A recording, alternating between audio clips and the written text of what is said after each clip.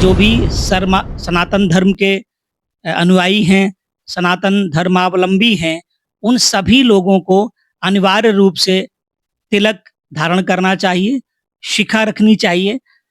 कई बार जो दूसरे धर्म के दूसरे मान्यताओं को मानने वाले लोग हैं, उनसे कई बार वो लोग इस बात से चिढ़ भी जाते हैं कि साहब आप तो बहुत बड़े पंडित।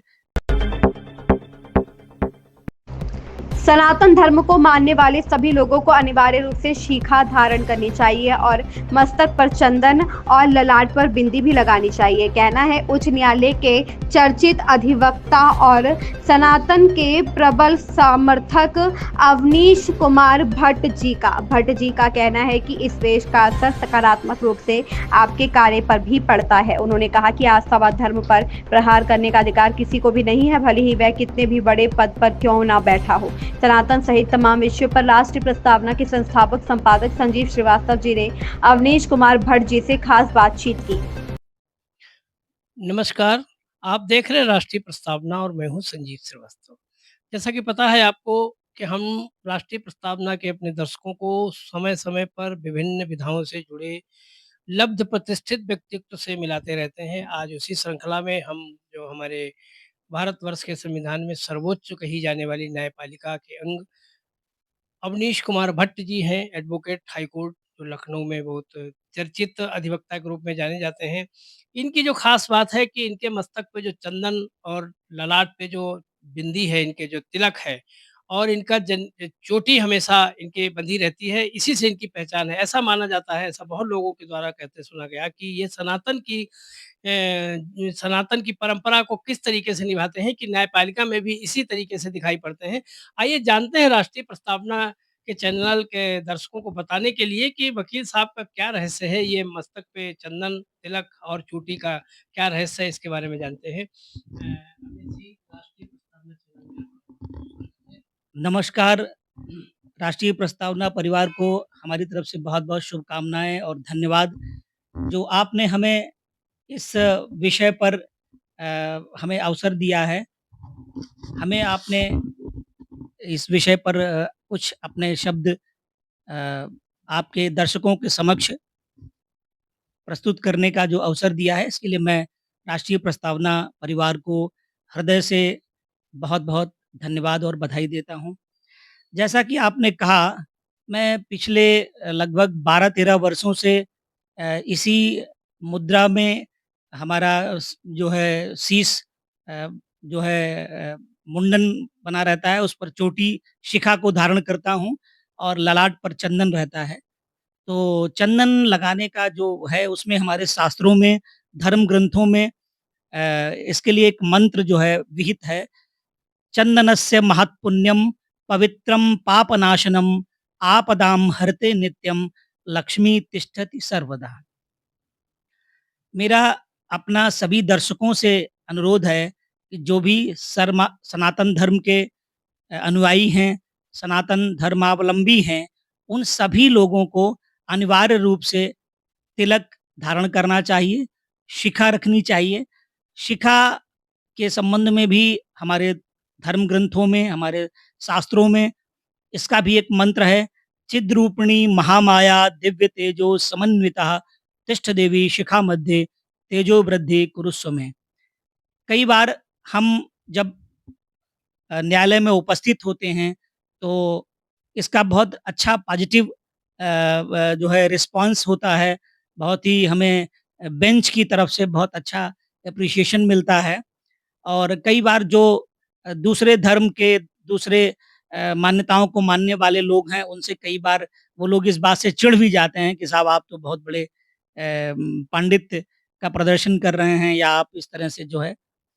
एक बार की मैं आपको घटना बताता हूँ, एक न्यायमूर्ति थे पुराने हाई कोर्ट में और जो डैश से उन्होंने जो है हमारे चंदन पर जो है कुछ कटाक्ष किया, जिस पर मैंने उन्हें तीखे शब्दों में कहा, मैंने कहा माननीय आप कोई भी आदेश जो उचित समुचित हो, विधि के पैरामीटर पर हो, वह आदेश आप पारित कर सकते हैं, लेकिन आप हमारी आस्था पर, हमारे धर्म पर प्रहार नहीं कर सकते हैं। हमारे बगल में बैठे हुए वरिष्ठ अधिवक्ता हमारे अभिभावक श्री अ, मैं नाम इस समय भूल रहा हूँ। अ, वो खड़े हो गए जो है और उन्होंने कहा कि माननीय न्यायमूर्ति से जो है उन्होंने उस बात के लिए उन्होंने भी बहुत प्रतिबद्धता के साथ जो है उसका जो है विरोध किया और फिर जो तत्कालीन उस पीठ के न्यायमूर्ति थे उन्होंने क्षमा माँगी और उन्होंने कहा कि मेरा उद्देश्य नहीं था आपको आहत करने का। तो ये मुझे लगता है कि सभी सनातन धर्म के हमारे सभी अ, वर्गों के किसी भी कार्य क्षेत्र से जुड़े हुए, चाहे वो अधिवक्ता हों, चाहे पत्रकार हों या किसी भी कार्य में जो भी जहाँ भी अपने कर्तव्यों का औचित्यपूर्ण निर्वहन कर रहे हैं, उन सभी को अनिवार्य रूप से तिलक और चोटी का को शिखा धारण करनी चाहिए। ये हमारे सनातन का एक सिंबल है, यह एक प्रतीक है, इसे अनिवार्य रूप से धारण करना चाहिए और ये मेरा अपना विचार है, मंतव्य है इस विषय पर। आपने सनातन धर्म की बहुत अच्छी व्याख्या की कि आप अपने कर्म क्षेत्र में भी सनातन को ज़िंदा रखते हैं, लोगों को प्रयास करते हैं कि आप जहाँ कार्य कर रहे हैं, वहाँ भी अपने धर्म के प्रति समर्पित रहें। सावन का महीना शुरू हुआ है और सावन के महीने में भगवान शंकर जी की पूजा का ही प्राविधान है। इसके बारे में भी कुछ दर्शकों को बताइए आप। सनातन धर्म के मान्यता के अनुसार सनातन धर्म की मान्यता के अनुसार भगवान श्री हरि विष्णु 4 माह के लिए शयन निद्रा में चले जाते हैं। इसको हमारी सनातन परंपरा में और संत परंपरा में चातुर्मास कहा जाता है।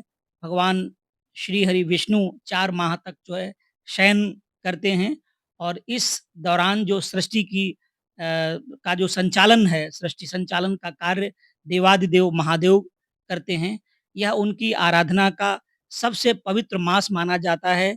इसमें तमाम श्रद्धालु, संत, कांवड़िए बहुत लंबी-लंबी यात्राएँ करके भगवान शिव के पार्थिव शिवलिंग पर जो है जल अर्पित करते हैं और उनसे जो उनकी पूजा का, आराधना का जो फल है, वह प्राप्त करते हैं।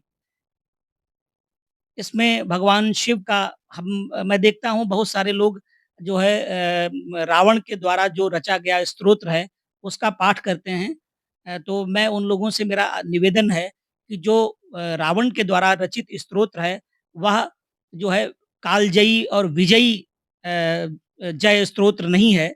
इसलिए जो भगवान राम ने जो रामेश्वरम में जो उन्होंने वहाँ पर जो शिवलिंग की स्थापना की और वहाँ पर जो उन्होंने जो जिस स्तोत्र का जो उन्होंने स्तवन किया, नमामि शमीशाम निर्वाण रूपम विभुम व्यापकम ब्रह्म वेद स्वरूपम, इस स्तोत्र का पाठ करना चाहिए।